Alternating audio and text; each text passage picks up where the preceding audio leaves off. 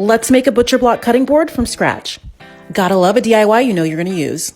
Start with a couple of 2x2s and measure out the length and width you want your cutting board to be. Then use a saw to cut them to length and find a space that's big enough for you to lay out all of your cuts.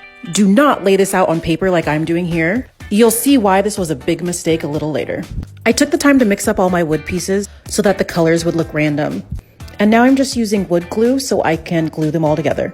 It doesn't matter if you didn't cut the lengths of your pieces perfectly because we're gonna even it out in the end.